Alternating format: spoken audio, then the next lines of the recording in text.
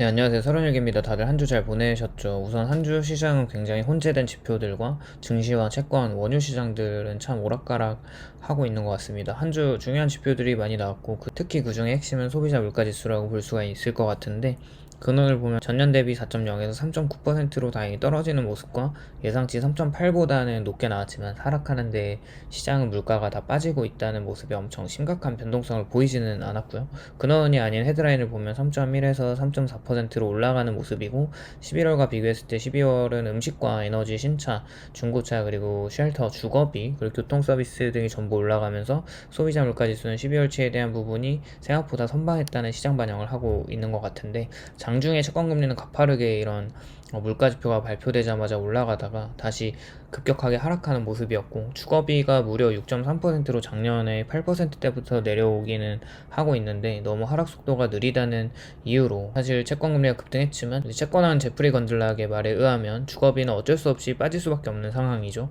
선행지표에 따라서 실제로 주거비가 영향을 받는 것은 좀 늦게 실물에서 늦게 반영이 되기 때문에 시간이 지나면 주거비도 내려오게 되는 수순이라고 이야기하고 있고 결국 디스인플레이션이 인플레이션 지표가 잠깐 올라온 것에 대한 불안감을 안정시켜주기도 했습니다. 특히 연준 위원 중에서는 댈러스 여는 총재 로리 로건이 최근 24년 전미경제학회 연례총회에서 양적 긴축에 대한 속도를 조절해야 이야기를 하고 있는데요. 특히 유동성에 대한 전문가로 유명한 총재는 23년 동안 시장의 유동성을 지속적으로 공급해준 영래포 잔고가 급격하게 내려가고 있고 특히 재무부에서는 단기채권 T빌 순발행이 확연히 줄어들면서 24년 상반기부터는 다시 장기채권을 발행하는 것과 영래포 잔고로 돈을 끌어와 쓸 수 없을 때 발생되는 지급준비금이 즉 시중의 통화 유동성 경색을 본격적으로 이끌어낼 수 있다는 것으로 QT 속도를 조절해야 한다는 이야기를 하고 있어요.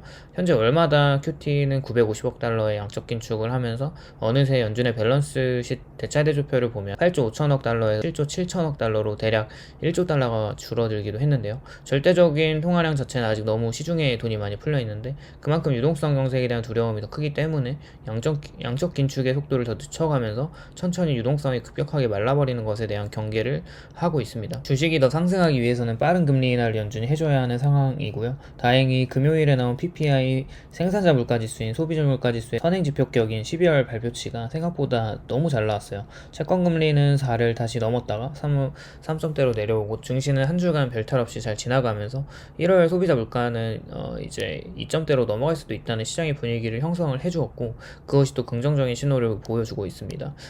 제가 근데 걱정하는 것은 연준의 양적 긴축의 중단과 과연 3.4%의 소비자 물가 지수가 가파르게 내려오면서 경제가 망가지지 않는 수준에서 2%까지의 물가가 과연 빠르게 도달할 수 있을까에 대한 의문점을 여전히 지울 수가 없고요.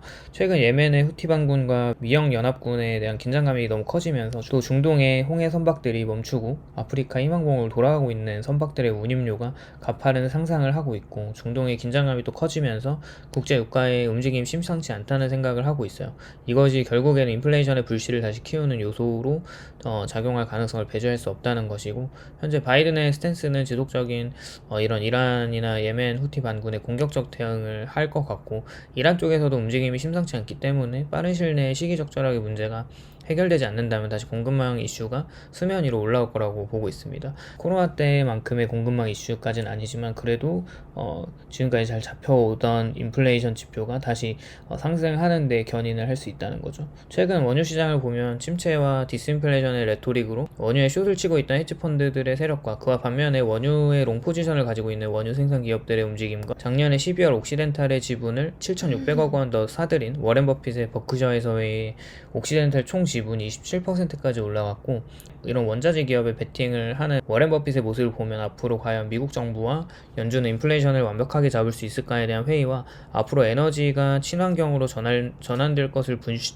불신이라도 하듯 에너지 기업은 쉽게 끝날 수 없다는 움직임에 시장에 많은 시사점을 주고 있고요. 저는 단기적으로 채권금리는 연준의 노력과 재무부의 노력과 이제 개인들의 어떤 순매수로 돌아선 채권에 대한 금리가 지금까지 무난하게 3.8%로 내려오게 했지만 이것은 다시금 말하면 오버슈팅이라고 좀 보고 있고 현재 시점에서 시나리오는 경기 침체가 강하게 온다면 이 금리 프라이싱을 시장은 타당하게 볼 것이지만 지속적인 어떤 실업률 지표가 빠지지 않고 있고 경기 둔화가 늦어진다면 인플레이션 지표들의 하락이 생각보다 딜레이가 될 것 같다는 생각과 다시 금리는 좀 오른다는 입장을 보고 있어요.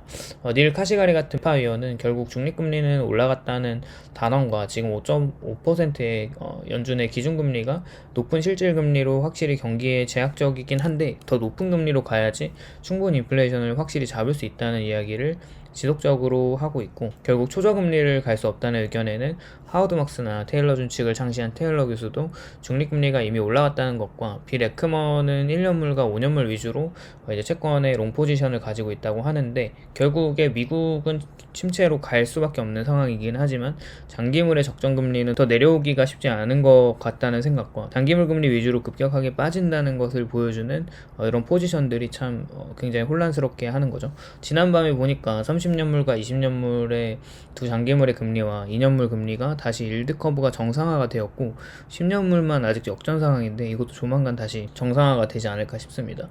단기물이 확 내려오거나 10년물 금리가 올라가거나 둘 중에 하나이겠죠. 그때가 되면은 주식시장의 주가는 급격하게 또 빠질 수 있다는 입장이고, 그렇게 되어야지 자산시장이 그나마 정상화가 되는 거지 않을까 싶은 생각을 하고 있어요. 다들 성투하시고 이 어려운 장에서 다들 승리하시길 바랍니다. 오늘도 도움이 되셨다면 좋아요, 구독을 부탁드립니다. 감사합니다.